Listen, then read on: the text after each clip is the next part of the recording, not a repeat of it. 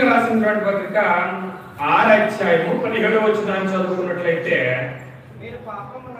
మీరు పాపమునకు దాసులై ఉంటిరి కానీ ఏ ఉపదేశ క్రమమునకు మీరు అప్పగింపడుతురో దానికి హృదయపూర్వకంగా లోబడిన వారే. గమనించాలి, మీరు పాపమునకు ఏమైపోయి ఉన్నారంటే దాసులై ఉంటిరి. మీరు పాపమునకు దాసులై ఉంటిరి.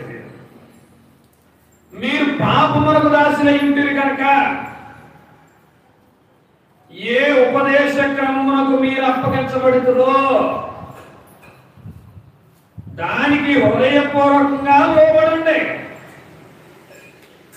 క్రైస్తవుడు నులివెచ్చని స్థితిలో ఉండడానికి గల, ఇంకా నులివెచ్చని స్థితిలో బ్రతకడానికి గల ముఖ్యమైనటువంటి ప్రధానమైనటువంటి కారణము పాపం.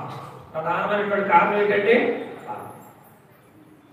పాపమే గనక లేకపోయినట్లయితే నేను ఎప్పుడో చాలా పరిశుద్ధుడిగా పవిత్రుడిగా జీవించదునండి అని చెప్తూ ఉంటాను. అలాంటి అవకాశం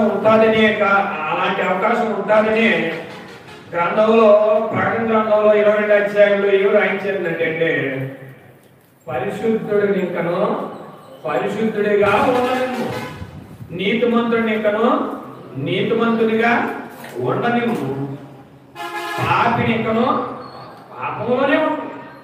చాలా మంది తమ పాపములోనే ఉంటారు.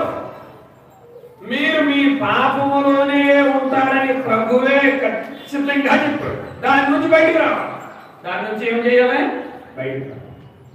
ఒకవేళ ఆ పాపము నుంచే కనుక నీవు కానీ నేను కానీ బయటకు రాకపోయినట్లయితే ఇంకా పాపములోనే ఉండిపోతూ ఉన్నాం.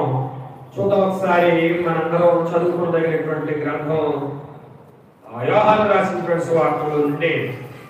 యోహాను రాసినటువంటి సువార్త, యోహాను సువార్త 8వ అధ్యాయము 24వ వచనం చదువుకుందామండి. కాగా